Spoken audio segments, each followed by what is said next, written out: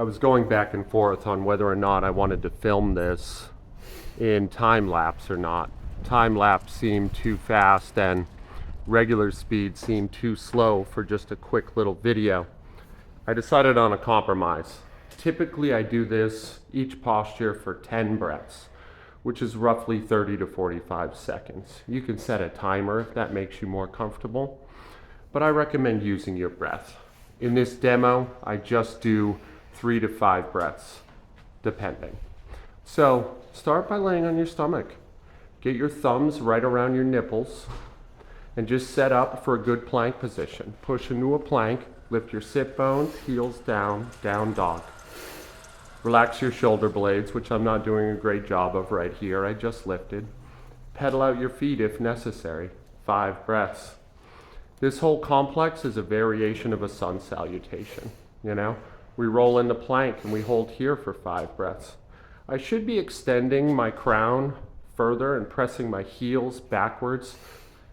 Yeah, and then I'm rolling into up dog, flattening the feet, getting a good stretch on the front body. Here all you want to do is move your chest, your heart forward. Opening your heart is not just a metaphor. We're deepening the posture here. We'll hop up, if you like, into a malasana, a low squat, and we just spend 5 breaths using our elbows to move our knees open, trying to get into our hips a little bit more. This is our deepest hip opener for the day. Then we move into a forward fold, Paschimottanasana. Hands at our toes or our shins. Back straight or loose. Don't worry about structure, form, shape right now. It's not important. We've only just started and we have a year to do this with. Here I do a Parsva, a twisted version. We're going to do both sides. I call this little routine the clock's face, because I imagine if you looked at it from a bird's eye view, legs and arms would create the hands on the dial. Getting both sides, 5 breaths. I'm going a little too fast, but you know, it doesn't have to be perfect. This is designed to be done at least once a day, but I've done it as much as 3 times a day. Here we're doing a Jathara twist. You might have to shuffle your hips a little bit to keep your back straight. Again, the back doesn't have to be yardstick perfect. Just lowering straight legs to one side, gaze over the opposing shoulder, and the other. After this, we're going to move into the part of this sequence that I was less certain about. I did too many shoulder stands, Salamba Sarvangasanas. I think I do 4 versions.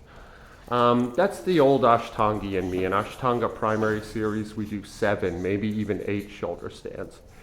So here I'm just going into plow posture. My neck is really sore, so these look like hot garbage. It doesn't look that bad, but still. Try to touch your toes over your head. Try to keep your legs straight. Use your hands at your middle back or lower back to help reach your sit bones up. Don't move your gaze. And then we do a Parsva version, just like our Paschimottanasana, tiptoeing our feet to both sides.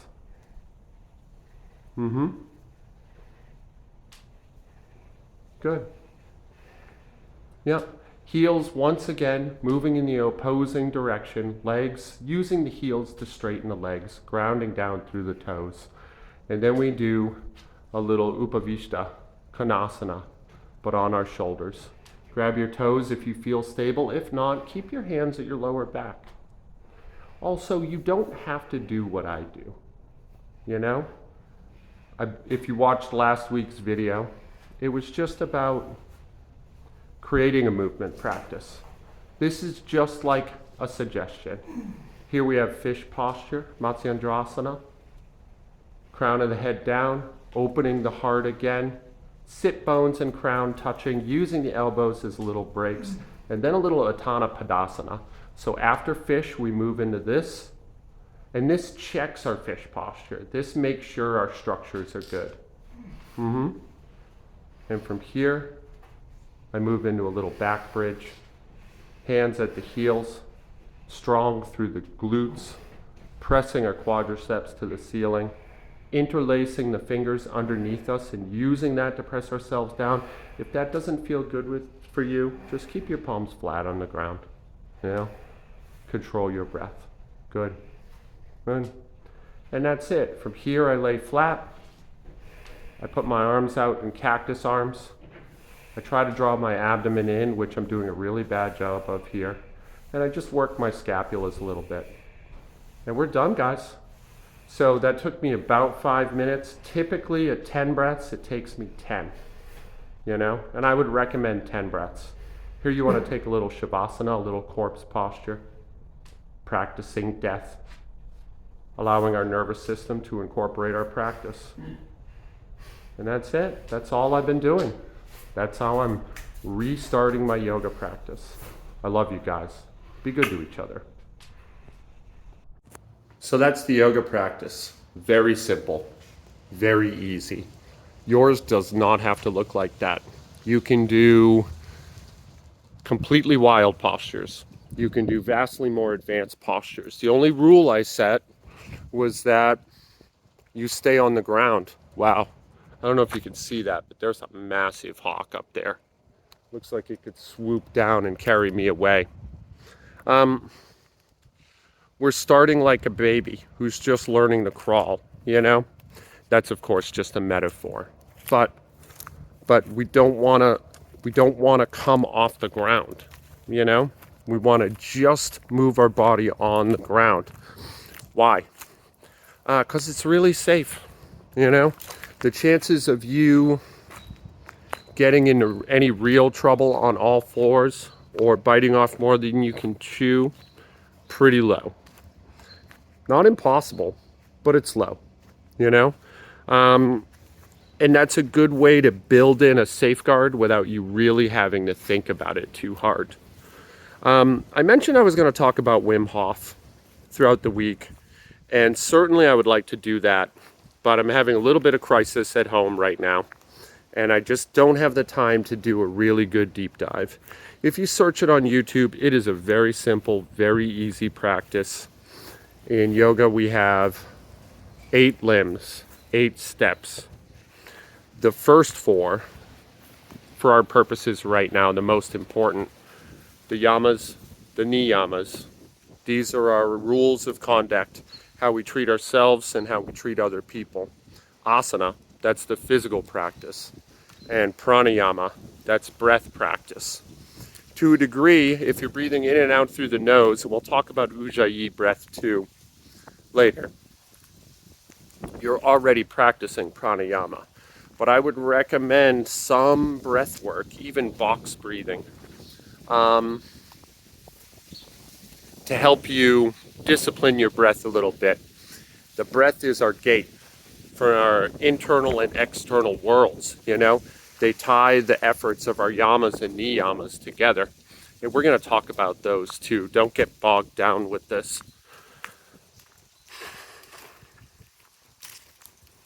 Breath practice is very important, and it's very accessible. I'll make a little Wim Hof video. I just don't have the time right now. I apologize. But you could Google him.